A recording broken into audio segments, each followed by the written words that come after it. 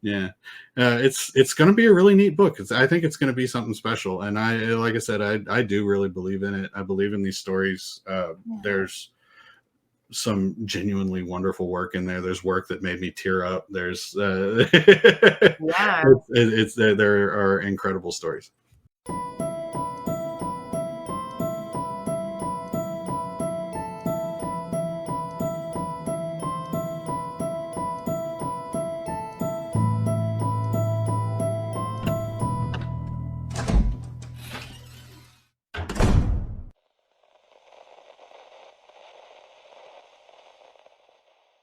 Hey, what's up, everybody? Welcome back to Voices from the Mausoleum. In today's episode, Brandon Applegate is back to hang out with me, and we are going to be talking horror tropes. Horror tropes, indeed. Horror tropes that we love, that we don't love, and probably some things in between. Yeah. Reason I wanted to talk to you about this one is, and I'll do an early plug, and then we'll get into it more later. Yeah, planning on October 18th of this year, I'll be releasing a anthology that I edited called "It Was All a Dream," a anthology of bad horror tropes done right. So. Yeah, and I'll plug an image for that somewhere in between us. Okay, cool. In a box, so you can see the cover is really cool. I like the cover a lot. Yeah. Thanks. Yeah, so we're gonna talk about a couple of tropes individually, and then we're gonna talk a little bit more about, or a lot more about the anthology. Yeah, well, cool. So, what is your trope that you picked that you love? Yeah, so as far as tropes that I love, there's a lot that I love because tropes in general are. I think they make up all of our stories. I think they're impossible to avoid, but I will say probably my favorite and the one that I enjoy watching the most is the trope where people sneak into an abandoned place and haunted stuff ensues. I like the sneaking in aspect of it. Yeah. And also it kind of speaks to me on some other level because I used to be for a few years there, I actually, as a hobby, was a amateur ghost hunter, and we used to sneak into places all the time. That's cool. Yeah, I didn't know that. I knew that you favored that idea in movies and stuff. I didn't know that. That's funny. Yeah. Did you ever get caught? See, did we get caught? No, but we did sneak into some places that we wish we hadn't snuck into a couple of times. So there was that. But yeah, never caught by any like cops or anything like that. But oh, that's good. I actually am going on my very first paranormal investigation next Saturday. Oh, very cool. Where are you going? I don't know the name. I can't remember. The only reason I don't remember, that sounds like I'm just like poor planning, but the reason is because I found a paranormal investigation group in Atlanta that was like very warm and open to me coming and filming some stuff. Cool. And we went back and forth because I have such specific dates that I'm available to do those sort of things. Mm-hmm. Especially because it's at nighttime. Like we talked about so many places. I honest to God, I can't remember. I do know that it is a privately owned property, so we have permission to go. But it's a place that is supposed to be like pretty active, and it should be, you know, I think they've been before. I might be wrong about that part, but it's so it'll be my first time doing that, and I'm kind of excited. That was one of my goals for the year, was to like go on a paranormal and like do some investigating stuff. So I'm really excited about it. That's cool. I think I saw you talking about that being one of your goals. That's super cool. I haven't been in years and years, but I used to go when I lived in Oklahoma City with a group called the Oklahoma City Ghost Club, which I don't think works that much anymore, but back in the day they were pretty active. And we went to all kinds of places. We went to old abandoned hotels and stuff in Tulsa, and lots of there was some sneaking in. Once we snuck into a place and we got all the way back to the back of it. It was like an old school, I think. And we got all the way back to the back of it. And somebody had obviously been doing some kind of weird ritualistic stuff in there, because there was like melted candle stuff and spray painted stars on the floor. And we got out of there pretty quick because we did not want to meet the people who had done that. Yeah, one of the things when I watch these, like the ghost hunting shows, that I always worry about is like not even just like the ghost side of things, but like people that are in the building that you don't know are there. That's just as dangerous. Probably more dangerous. More dangerous. Yeah. Like you're just like, you go around the corner and there's like someone there. What, like, oh, Yeah. oh my God. Yeah. Yeah. But when it comes to movies Yeah. and books and stories and stuff like that, I guess there's an element of nostalgia to it because I used to do this stuff all the time. Yeah. That makes Uh, sense. but there's also the enjoyable part of just there's something about going into a place that is abandoned where see if you can fill in the gaps on this one because I'm not sure I can identify it super well. But what I really love about it is there's this sense of I want to call it a sense of history, but Yeah. it's more like you know that people were in there at one time doing God knows what, any number of things, Yeah. and just as people do, and just the idea of being in those spaces where they where people lived out their lives, and it's now this abandoned thing, or it's Yeah. falling down or whatever it is incredibly interesting to me. There's some I went through earlier today when I was coming up with all my tropes and stuff, and I figured out what my favorite movies and stories were that kind of deal with this trope. Yeah. Did we talk about on the found footage live stream? Did we talk about Ganjam Haunted Asylum We at all? I did. think we did a little bit. That's Yeah. definitely Because one of my that one always makes everybody go, oh my God, I love that one. Like, so yeah, we talked about it a little bit. Yeah. No, it's definitely a cool one, and I think it borrows a lot from other movies that are a little bit Yes. like it, like the feet hanging in the air and stuff like that. Yeah. That they do with it, but it's a very cool one. That one and Grave Encounters, which is kind of like the American counterpart of that. Yeah. So yeah, because Ganjan came out in 2018, I think. Yeah. But we couldn't get it in the States. Like we didn't get Right. it right away. It took us a little while to get it. But I got like from the first half of the movie, all I could think about was how much it was similar to Grave Encounters. Like it reminded me. Totally. Yeah, so much of it. So yeah, no, I think I get what you mean too. It's like these places have stories. Yeah. And did you imagine like all the things that you don't know, the things that you're told, how much of it Yeah. is true or not true, and then the things that you never know. And it is an interesting feeling for sure. I agree with that. Definitely. Blair Witch fills that gap for me just because the woods are so much of a setting, and outside of the found footage movies that have come up recently, I know there's a movie that I watched the other night with a friend of mine called The Deep House, and I have not read Josh Mallerman's book A House at the Bottom of a Lake. Me either. And I've been told that they're alarmingly similar. So I'm not coming down on one side or the other of that argument. But what I will say is The Deep House as a movie was pretty darn good. Like I enjoyed the heck out of that. Yeah, The Deep House was my #1 film for 2021. Oh, really? That's awesome. I'm madly in love with that movie. I love it. And I'll be honest, it's not the story that I love. I think the story is pretty generic. But what I love about it, what made it so effective and crazy good for me was the way that it's filmed completely underwater in a house. Yeah. Like, it's so crazy good. Like it's such a normal like trope. And then it's like also got all these unique things that are like, I absolutely love that movie. I love that movie so much. I paid a stupid amount for a t-shirt. I just was like, I need to have a t-shirt, I don't know, but I love The Deep House. I didn't know anything about the book until way after the fact. But I absolutely love that film. Yeah. Yeah. Fantastic film. And I love movies like that. This is part of what I'm doing a little bit of with the anthology, or at least trying to do. It's like, it doesn't really matter if your movie contains a trope or is centered around a trope or something like that. What really matters is what you do with it, right? Like, and it's the individuality of the artist involved, or the filmmaker, or the writer involved. It's what that person can bring to it that will make it different or spin it in a way that nobody's seen before.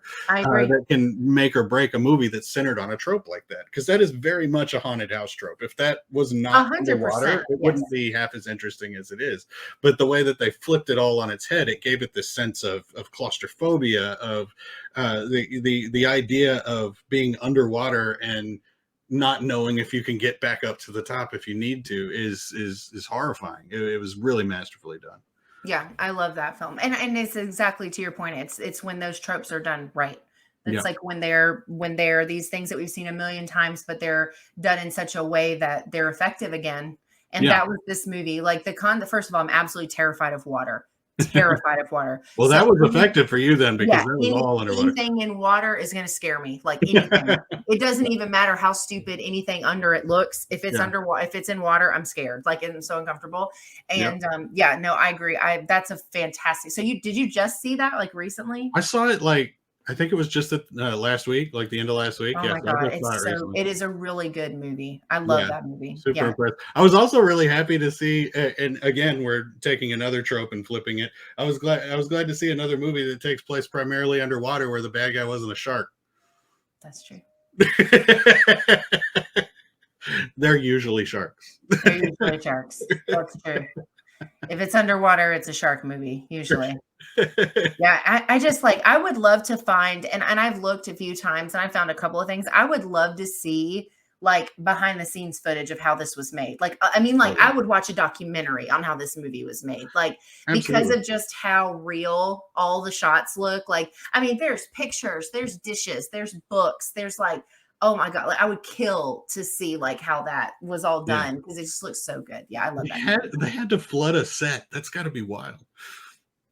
Yeah. And then I want to see like how much of what we think is empty space around us like actually isn't, because it's got to be controlled in some manner. So I would like, I don't know. Oh my God. Like I would love to watch how this film was made. I love that movie. Super there, cool. You know, it reminded me a lot of, so when I watch movies recently, I have a friend of mine who I've known since I was a little kid. But neither of us knew that the other person was into horror movies until like COVID. Oh, right. This is your movie friend? It's my movie friend. Yeah. And so we do this thing where we spin a wheel together. And I've talked about this on shows previously. And so we see stuff that we wouldn't normally see. And because of that, we just constantly keep this list going. And then we see like bizarre stuff, like we watched Velocipaster the other day. But I have a friend that absolutely loves that movie. I haven't seen it yet, but it's better than it has any right to be, honestly. Thrilling. Okay. It's there's no reason why that concept should be a watchable movie, but it totally is a good movie. I'm gonna have to watch it. Yeah. But one of the things that we noticed, we started finding this trend when we would watch, especially Asian horror movies, Korean or Japanese horror movies. Mm-hmm. And I don't know if this is just something that I don't have enough cultural context to be able to know why this comes up so often, but it does seem to come up very often that there will be a village that was for whatever reason flooded or buried, and that's like and I hope I'm saying it correctly because I've only ever seen it in print, but the movie Noroi, the Curse, which is an excellent found footage film, but it deals with that one, with that trope specifically, and that was kind of cool to see that brought over into a different context in the Deep House. I hadn't even thought about that, but you're right. And sometimes even if they are sometimes they are just abandoned too. So the Howling Village is like one of my favorites. We watched the Howling Village. Yeah, I love that one, and that one is just an abandoned one that had like a really messed up past. Like, you're right. I hadn't really thought about that before. That's a good point. But there were several of them, and I can't remember all the names. Noroi is the one that is most prominent in my mind right now. But there were several of them that we saw where it was the village was either flooded or destroyed, and that one really called back to it. So yeah, that is a really good one too. I like that one. Oh, and before I stop talking about my favorite abandoned places stuff, I do want to bring up one that's actually a story and not a movie. One of my favorite short stories ever is by Herbert Russell Wakefield, H.R. Wakefield. Old story, like 1910. Okay. And it's called Blind Man's Bluff. And what I love about it, so it's this guy that needs to rent a house for whatever reason. It's very Lovecrafty in that way, but he goes up to this big estate style house to view it because he wants to rent it. And the caretaker who's supposed to show him the house is like, "You got here too late. You got here late for our appointment. I don't go in that house after dark." And he's like, "Well, whatever. I'll just go in and look around." So he goes into the house, to look around, and there's no lights, there's no candles or anything. The entire story takes place in pitch black darkness. Like, because all the curtains are drawn, windows are drawn, Right. and It's everything else. nighttime. And Yeah. and it's just him stumbling around the entryway or the foyer or the living room of this house, falling over furniture and stuff, trying to find his way back out, and something keeps touching him, and just lightly, and he can't figure out what it is, and he can't figure out his way out or find any lights or anything like that. And eventually they find him dead the next morning, but spoiler alert. But one of my very favorite short stories, because it does hit on the either sneaking into or going into an abandoned place trope, but also I love the idea of a written story with no visuals in it, 0 visuals. Yeah, it's literally relying on atmosphere and words. Yeah, atmosphere, words, and just other sensory descriptions. Yeah. Things you can smell, things you can hear, things you can feel. Yeah, that would probably make me pretty uncomfortable reading it. Solid story. Yeah, I haven't heard. I don't know that. I'm not familiar with that one, but that does sound really cool. Wakefield's really good if you ever get the opportunity to read anything by him. Okay. Yeah. Yeah, so my trope is one that I think a lot of people actually hate. That's pretty common for me. So the one that I love is the invincible villain. So this concept that they get up one more time, or they come back for a sequel, or and as cheesy as it is, yeah, I think there are times where that actually works better than people realize, because I also equate that to things like when we don't get happy endings in movies because supernatural wins. Yeah. Because to me, that seems more realistic. I feel like if we, if you and I go somewhere and we're messing with things we're not supposed to be messing with, we upset something. I don't think that if that were all very real, we're not coming out of that okay, I feel like, because we're just normal human beings. Like, we don't have anything special about us as far as our, I don't know, no magic, no nothing, no superpowers, no ghost catching traps. No, we're screwed. So I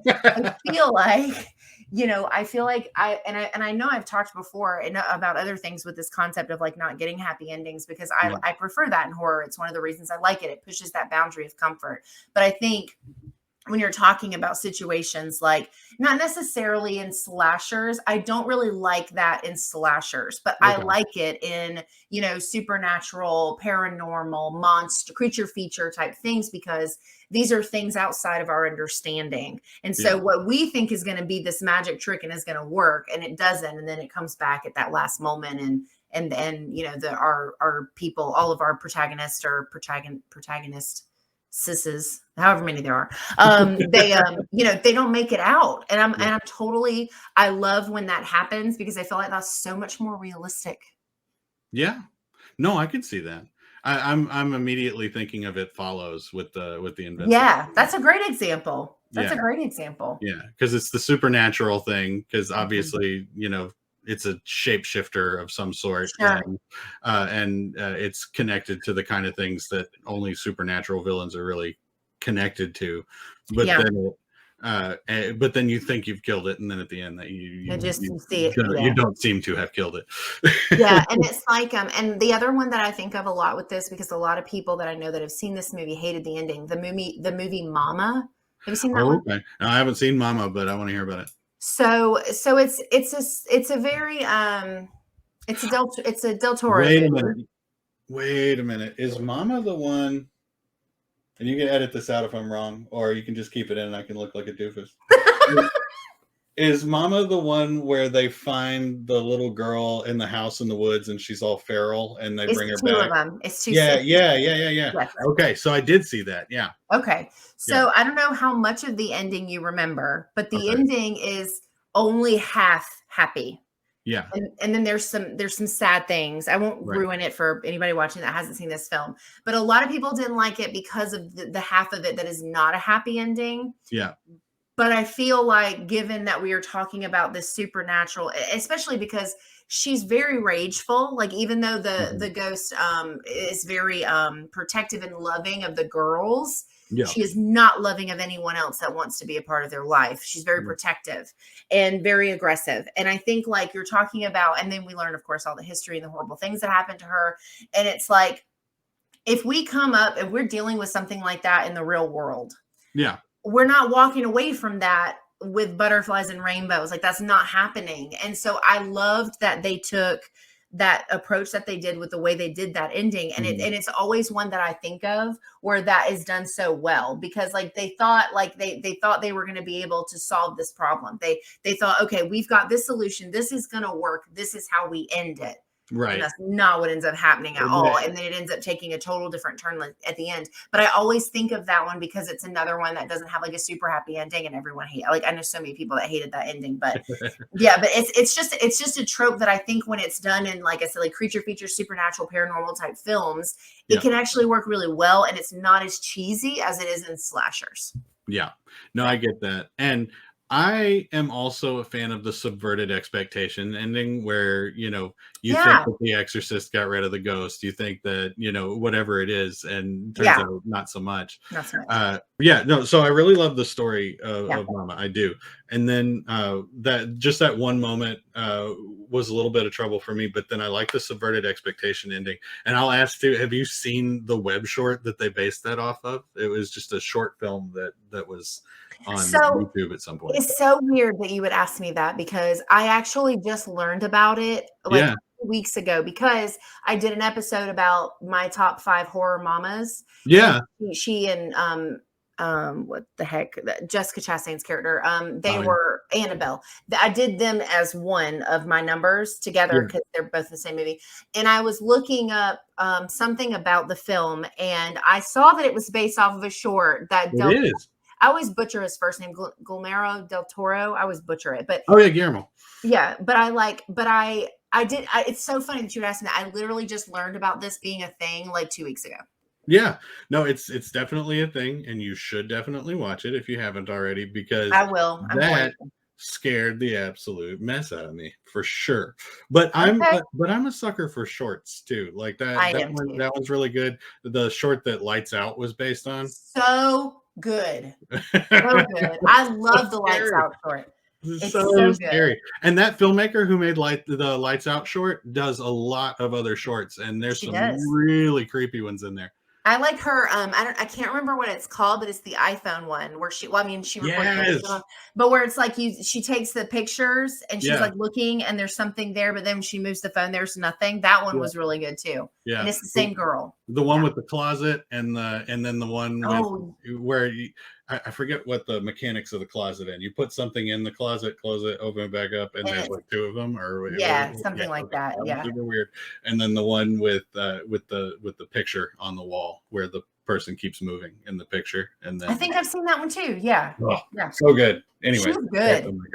She's really good. I love that they gave her a cameo in the movie. Yeah, that was really good. That was really cool. I bet she was like consumed with joy. Like, I can't even imagine how good that probably felt, you know? Yeah, no, I mean, I would hope so, because that's fantastic. But yeah, no, that's a great movie. Yeah, cool.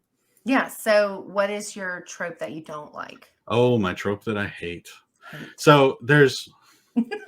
You sound so sad. You're like upbeat, then you're like, oh yeah, that. No, well, you know, so there's 2 kinds of hate that I have for the tropes that I don't like, right? Okay. There's the ones that I'm just tired of, right? Because they're old, but they don't really hurt anybody. And then there are the ones that are legitimately hurtful to people. Sure. And those are ones that, if they're going to be used, I very much like to see them used and subverted by the people that have to deal with them. You know what I mean? Okay. We have some of that in the anthology, but the one that I really hate, and this is one that I think actually, you know, affects people, is the trope of disability or disfigurement as the evil villain or the evil character, as a signifier of evil. Yeah. A lot of movies deal with that one. I went through and made like a list of just the ones I could pull off the top of my head earlier. Sure. Unbreakable. Yep. Lord of the Rings has Gollum. who is somebody who has been physically corrupted by the evil power of the ring. Right. Right. Every like almost every X-Men villain, because in the X-Men themselves are fine. They look great. They look beautiful, and then the bad guys are always like messed up looking because of it. Every James Bond villain. Star Wars is probably the worst example of it, because the evil literally makes you look bad. Like that, they show it happen to Palpatine in real time when he's battling with Mace Windu. Like, he looked fine before, and then all of us, weird. Yeah. So Star Wars MCU villains, like, it is absolutely rampant. Now, the one that I want to actually spend time talking about with you, because we've talked about this movie before, Hereditary.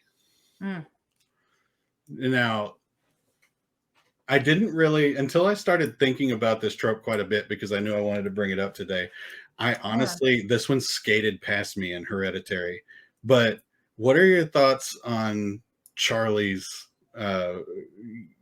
situation alongside her, physical disability? I haven't even really thought about that. It's a tough one.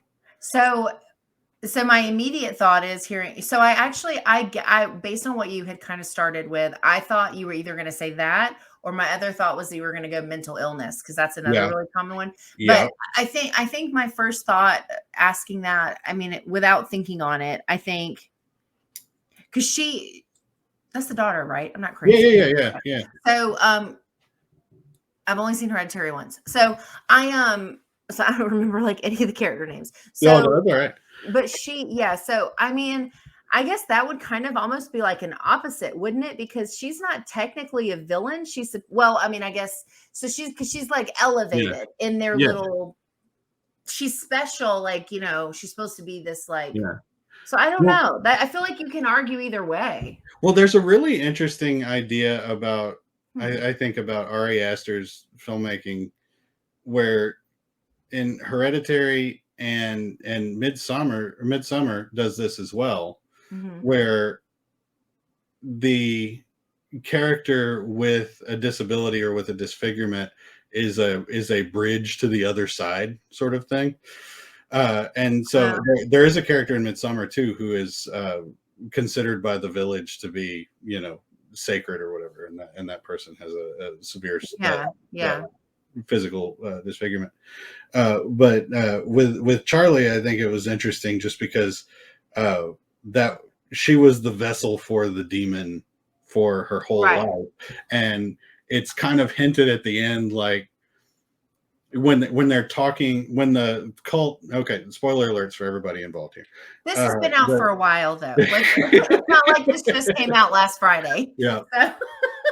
But I think this is a really interesting example of it, because for most of the movie, I mean, she's treated largely respectfully, right? But she is possessed by this demon for basically her entire life. Right. And then at the end of the movie, whenever the son, and I forget his name, but when the son it takes over and is possessed by the demon, the cult that's around him says, like, basically, sorry for giving you the unhealthy girl before, but now you're a healthy guy. Yay. Like they actually say that part out loud, which I thought was kind of interesting. I think Ari Aster is kind of staring this trope in the face on purpose in that movie. Do you think it's in an effort to flip it? I don't know. That's a good question. Because I genuinely feel like, Liz, like you talking about it, I feel like you could literally make arguments for both sides. I think you probably could, but it's an interesting take on that particular trope. But but overall, I think the idea and discounting that movie, because I'm not sure where I sit on it, and if anybody has wants to feels gracious enough to educate me on their thoughts, I'm always open. But outside of that movie, because I feel like I don't have quite enough context to draw a real conclusion. The other ones, like every James Bond movie, all the MCU bad guys, Star Wars, where evil literally disfigures people, I think is probably one that could we've probably seen enough of it. Yeah, that's a good one. Mine that I hate was a toss up between what I actually picked and the mental illness one. Yeah. Because the mental illness, like, it was me the whole time because I'm bipolar. Like, I hate that shit so much. But I ended up going with this one instead because this one stretches across multiple things. So mine is what I call the Unreliable Witness. And this is a situation that is often about women in horror who are of complete sound mind and body and soul, who experience something extraordinary, and they tell people who have known them their whole lives, and suddenly they're crazy and you can't believe anything they say. Mm-hmm. And this happens so much, and it absolutely infuriates me. It even happens in some of my favorite franchises. It happens in Insidious. He's like, "Oh, honey, you're crazy. I did everything you wanted. I paid for this craziness." Like, I hate that so much. And but there are, when it comes to, it is typically women that are not believed, and it's in things like I have two examples of a time when I think this works and isn't awful. And one of them is in the remake, not remake, of Evil Dead. So they took our first person that experiences anything in Evil Dead, and instead of just being this normal person that they've all know, they all care about, they know she's not something, like, she's not suffering from anything, she's not on medication, there's no reason, right, that she should just be saying all this stuff. And they made that character a recovering drug addict. Yeah. And that is like, when I talk, that is some smart filmmaking, because she's no longer reliable. You can't believe anything she says because she would do anything to leave to go use again. So that was like, that's an example of when that works. And then my other example is in The Conjuring 2. The daughters, when they first, so the younger daughter, the main one, experiences a couple things before before her sister does. But when they do, the mom believes them at first. She's like, "Okay, let me go see who's in our house. What's happening?" And she goes into their room, and it isn't until she finds the Ouija board under their bed that she suddenly is like, "Y'all are just spooked," right? And that is an example of a time when it's okay to not believe someone that you know. I mean, like, and I know children can be kind of like, they have imaginations, but kids, to me, I feel like kids are capable of seeing things we don't see. So I feel like maybe listen. And, but like, that's an example of a time when they do that, where it's like, she doesn't believe them. She thinks like, okay, this is insane. And it's only for like a couple of seconds, because right after that, all the stuff in the room moves. Yeah. And then she's like, "Oh, okay, this is definitely real." But that was an example, that one, and the remake of Evil Dead, where they take that reasoning, that trope, and they actually do make it work. But a lot of times it doesn't. It's like, it's these normal people that people have been married to for 10 years, have known since they were 5, and they don't believe a word they say. And that never makes any sense. I'm like, I realize that if they believe them, it would be a shorter movie, but do something else, do better, like, there are ways around that trope. You can't get around it. There are. Get creative, or use it and make it work in a way that is outside of the box. Because this whole, like, my wife is crazy and needs a spa day, like, that's not an answer for every haunting. I'm just saying, like, that's not going to work every time. Well, and I think in a movie like that, where that's going to happen, as a writer, you should probably if you intend to do that, I think you should probably interrogate yourself about why for a minute before you just chuck it on the page. Why is it important that this person not be believed? Right. So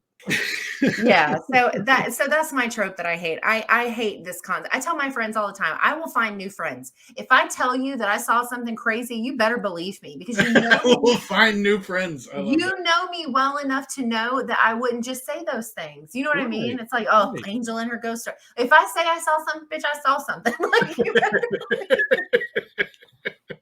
I don't have time to waste waiting on you to get an hour and a half into the film before you realize I'm telling the truth. Like, we got to figure it out. So much of that trope too, very early on, like a lot of the old, I see it a lot in like 70s and 80s films. Amityville Horror did it to a certain extent. Yeah. A lot of the times it's haunted house films. Because haunted houses, there's nothing physical there, unless it's moving objects. But what tends to happen too is it's reinforcing this sort of societal stereotype that the man goes out and works and the woman stays at home. And so since the woman stays at home and is in the house constantly, she's seeing all the shit, and dude is out of the house working, and so he doesn't see anything. So he gets home at like 7 o'clock in the afternoon or in the evening, and she goes, "You're not going to believe what happened while you were at work." And he's like, "Well, I don't believe in spooks, dear. Get me a whiskey, please," or whatever. Yeah, exactly. I had a hard day. Yeah, so those are tropes that we love and don't love and hate. And and so the conversation of tropes came from your anthology that you're editing. So where is it? The camera's backwards. There it is. There you go. Yeah. So talk a little bit about that, like how it kind of came to be, and anything you want to share about it. Yeah, of course. So it's called It Was All a Dream, an anthology of bad horror tropes done right. It came to be because I have a little group of writer friends that all have a little Discord group, and one day we were literally just goofing around in there, and somebody had come up with the idea to say to come up with ideas for the worst possible anthology, right? And so there were a bunch of them. Like somebody brought up some anthology of MAGA stories. Like there were some really bad ones that popped up in there, and then I said It Was All a Dream, anthology of bad horror tropes, right?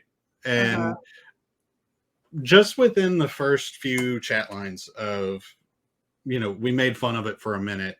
And then after a few minutes, it was like, no, wait a minute, this could actually be cool. Be something. Yeah. This could actually be something neat.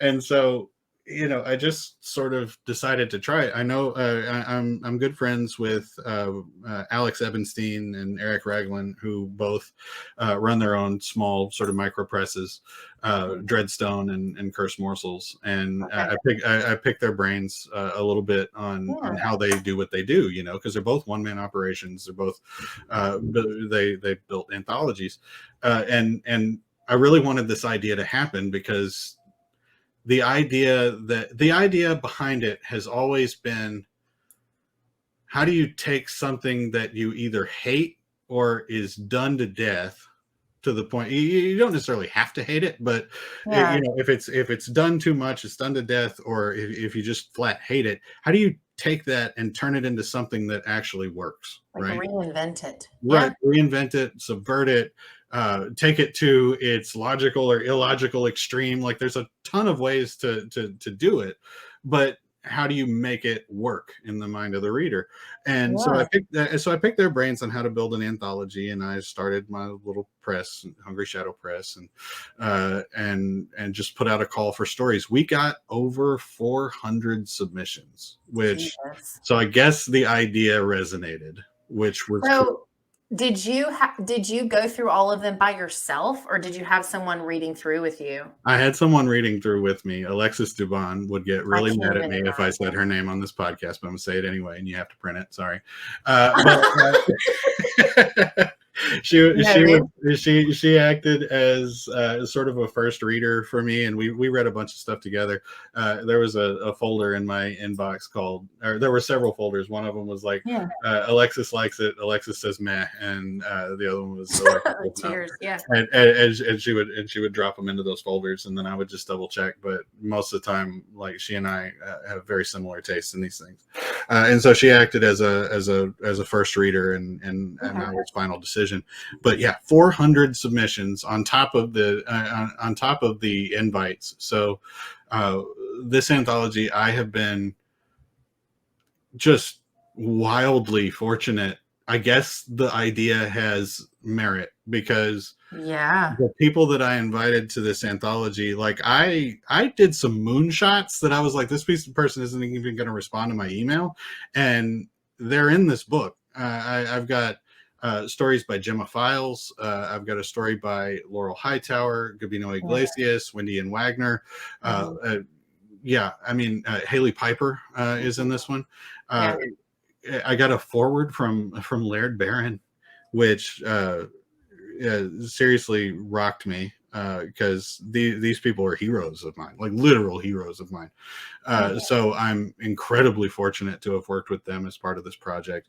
And then the people who are in the people who are not invites, but that we've selected here, so many of those 400 stories were so good that this was so difficult to pick out. Some of these stories in this book, both from the invites and from folks that responded to the open call, the stories that ended up in here are some of the best short stories I have literally ever read in my life.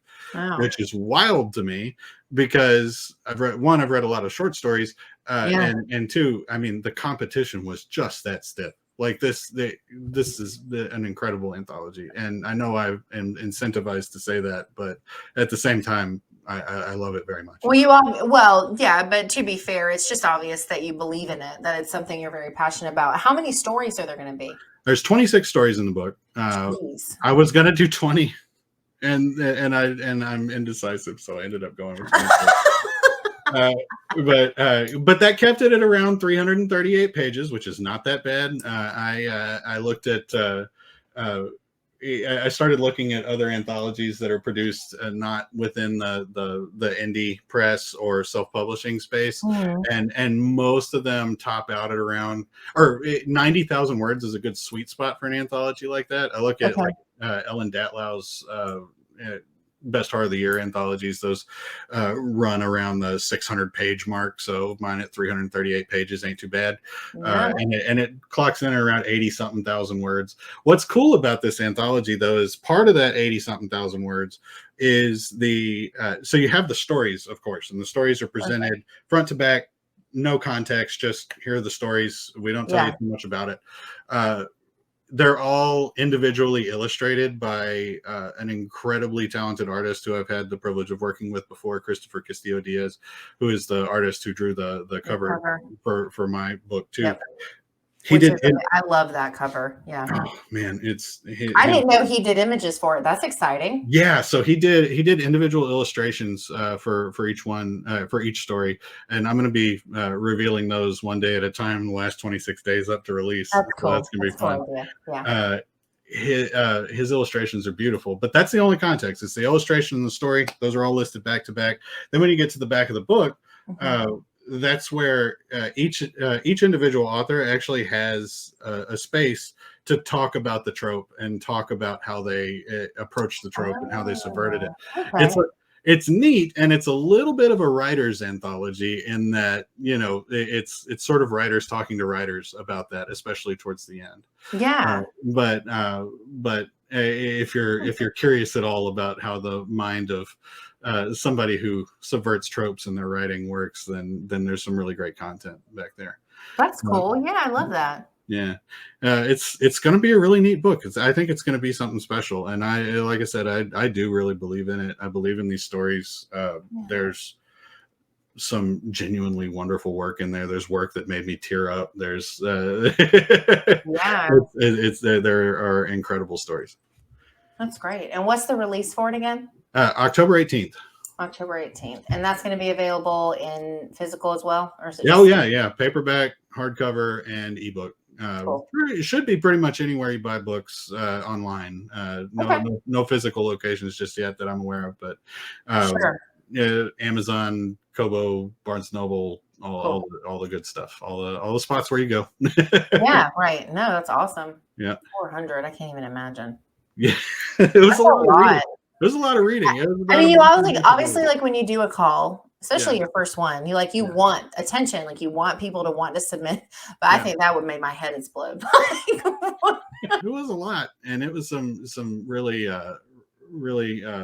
crazy decisions to make. There are some that I cut at the last minute where it was just like I can't afford any more than 26 stories. Like I'm locked in here, and but there's some that I'm still kicking myself like, oh, if only I could have given that one a home. Do you think, given that you had so many, because I mean, you said like even having to cut it down like that was difficult. Like, do you think you'd ever do a part 2? I mean, it's certainly a possibility. I've given it thought, and you know, I don't know if I'll do it next year because this has been a crazy year having this, having done this anthology this year. But I don't imagine, I do imagine that there's plenty of material out there for a part 2. If you wanted to do another one. Yeah. Absolutely. And so, I mean, fingers crossed, it might happen. But Cool. Yeah. hopefully people buy this one and pick this one up. And if they do that, then if there's enough demand for it out there, then for sure. Yeah. Just hopefully we've got space for a part 2. Cool. Yeah. Yeah. But yeah, it's been a ride, man. Yeah, it sounds like it. It is. I really like the cover. Is really cool. I'm excited to see the illustrations for the stories. Yeah, and the cover is done by a different artist from the person who illustrated each one of the stories, and I wanted to call her out too, or call them out too. Evangeline Gallagher is their name, and absolutely brilliant artist. Recently they've done work for Alex Ebenstein's new book, who I just mentioned. You know, we're pals, so I got a sneak preview. But then he did the cover reveal the other day. Absolutely gorgeous work. I love Evangeline's work very much. Her style is perfect. And actually, I had approached Evangeline with the idea of, I want to do something that looks comparable. It doesn't have to be, but like kind of the visual idea for the design of this book is old Tales from the Crypt covers. Honestly, like I want something that looks like it could have been used on the cover of a horror magazine or a horror comic book. Like when I was a kid. Well, it kind of made me think of the other one, not Tales from the Crypt. Oh my God, Creep Show. Creep Show, yes. Creep Show is a wonderful one. Yeah, when I was growing up, I used to read was it Vault of Horror? Yeah, and Haunt of Fear. Those two were horror titles that I used to read. Great stories in there, like Ship Shape, which is the one about the black goo that'll eat you when they're on the ship. There's some really great stories in there. But that type of artwork is kind of what I was going for, and I think Evangeline did an incredible job of getting of hitting that vibe while maintaining her personal style, individuality, which is gorgeous anyway. No, that's great. Awesome. Well, that's exciting. I'm super excited about it. Hopefully October 18th. October 18th. 18th. Okay. I'm going to put all of Brandon's information, including his website and stuff, in the description for this episode too, so you can find, follow along, keep up, so you can, if you're like me and you forget dates, you can go look. Well, the other thing to consider here too is that, and I'll just say it out loud, but I'm sure that this will go down there in the description as well. Hungry Shadow Press. I just started the new website, so hungryshadowpress.com. If you go there to that website, you'll get information on pre-orders are actually live right now, so you can come in and so you can come in and pre-order direct from me at the website. Also, there will be other exclusive content coming to that website ahead of this. Actually, one of the authors of one of the stories in the book, Cormac Baldwin, had the really fantastic idea of typing up some interview questions for each of the other authors in the book. And so we'll be running his interviews with the other authors in the book, and my interview with him. Like I turned around and interviewed him because I didn't want him to be left out. But our author interviews will be going live starting on the 22nd of September. Cool. Just there's 26 of them, so 26 days ahead of time, we're going to do an interview a day, and run those. So keep your eyes on that space. Yeah, that's awesome. Yeah, I'll put all of that stuff in the description so people can follow along. Yeah. Cool. Oh, cool. Yeah, the Tropes thing is a great idea. I'm excited for you. Well, thanks so much. I appreciate it. Yeah, no, and thank you for having me on and let me talk. I like blabbering about my ideas. It's fun. Yeah, no, that's great. No, it's fun. We always have a good time talking horror, so it's cool. Yeah, so that was my conversation with Brandon Applegate about horror tropes, the ones we love, the ones we don't like, and his really cool horror anthology concept. It was all a dream. Horror tropes done right. Bad horror tropes done right. I probably just butchered that. It's going to be, the picture's going to be in here, and I'm going to put all the information in the description below. Thank you guys so much for watching. Have a good rest of your week. Enjoy your weekend, and I'll see you in the next one.